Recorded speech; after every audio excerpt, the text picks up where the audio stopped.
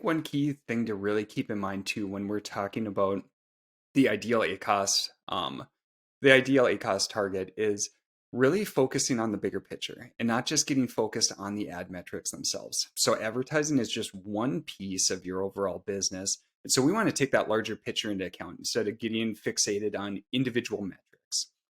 So one key piece to take into mind is, like Matt was saying, the product objective. So if we're in our launch phase, we're going to take a very different approach on our ads than if we've got very established products on Amazon.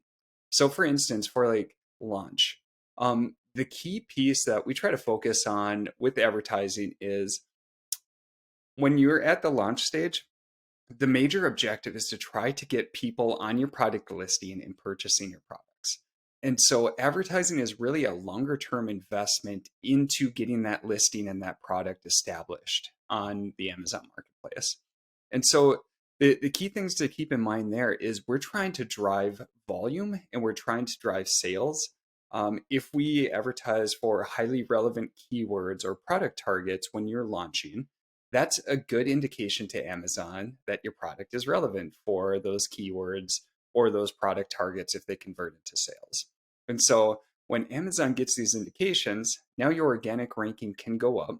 And at the same time, when you get these sales, now some of those are going to lead into reviews. When you get reviews, that's better social proof for your products. And then when people click, they're more likely to convert now that they see that social proof. And so as you keep expanding your advertising, you keep driving more sales, you're really spinning the flywheel for your listing where now Amazon's getting more indications that your product is relevant. Your organic search ranking is going to go up. You're going to get more sales.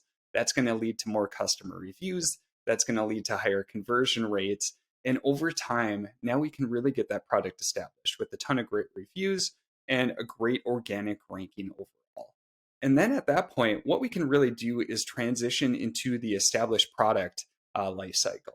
So for launch, we're really not focused on ACoS as much. It's really the sales and the volume metrics that we're really concerned about.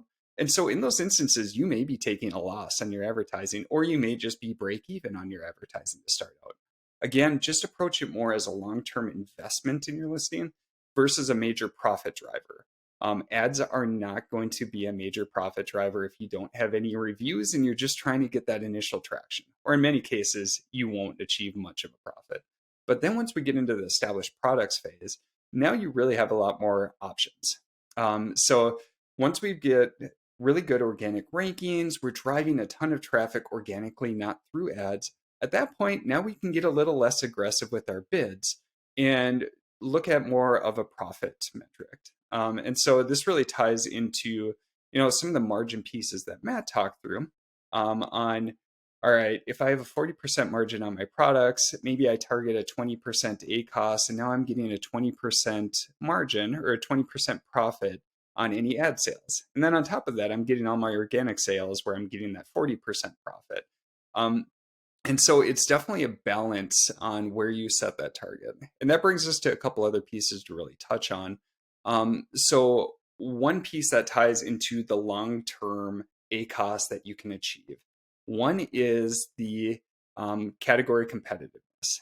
And this is really driven by two major factors. So one is the margins that you're able to achieve from the products, and two is the lifetime value of your customer. So just digging into the first one, the margins. So like for instance, the supplements category has really high margins. And due to that, a lot of people are really driven to sell supplements because they can achieve those very high margins. Since you have so many sellers in the space selling comparable products, you end up with a lot of competition in that category. The other thing that supplements has going for it is the lifetime value of the customer. So once you get somebody to buy a certain supplement, say I'm buying an iron supplement, if I purchase that first product, that first iron supplement bottle, I may come back and purchase again. And so you can get these repeat purchases, which increases the lifetime value of the client or of the customer to be more than just that initial sale. And so just taking the supplements category as an example, it has really high margins and it has repeat purchases.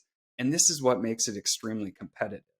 And so, if we're trying to advertise for an established product in the supplement category, an ACoS of 40 to 50% is definitely realistic because so many people are bidding up, driving up the cost of advertising because they're getting that great margin and that great lifetime value. For a lot lower margin products, people aren't going to be able to spend as much, and so they're not going to drive the bids as high. And in some instances, like typical category targets for, say, like general computer hardware, could be in the 10% range compared to supplements, which are in the 50% range. So the overall long-term target is really driven by margin, lifetime value of your customers, and then there's definitely a trade-off between ACoS and bids and sales, which we can talk about in a bit as we go. So that's the key thing that we're looking at is just the competitiveness of the category. And then once you've got those products established, now is the time to start testing different ACoS levels. So the key thing that you're trying to weigh is you don't want to set the objective of just trying to minimize ACoS. So I see a lot of sellers approaching this. I want the lowest ACoS possible. Well, the way that we can do that is we can target just say like branded keywords that tend to convert really well and have a low cost per click. But you could be cutting out a lot of other more general keywords which drive a ton of volume, but don't get as good of a margin, meaning don't get as good of an ACoS. And so the thing to keep in mind when setting your ACoS target is, all right, let's set a target of 20% and let's see how overall ad sales do. All right, now let's set a target of 25%, meaning we get to increase bids on some of those higher volume keywords. And let's see how ad sales do there. By going from 20 to 25%, I'm decreasing the margin I get from ads. I'm decreasing the profit I get from ads for each sale. But if I can drive a bunch more sales, then I make up for it in volume. So there's constantly this trade-off that we have too between the ACoS target and what your overall profit is for your account. And so these are pieces for more established products that we're constantly testing, trying to find those right inflection points in the ad auction where we can both sustain the margin and drive a bunch of volume to maximize the profits, and then also get those outside benefits like the organic ranking space.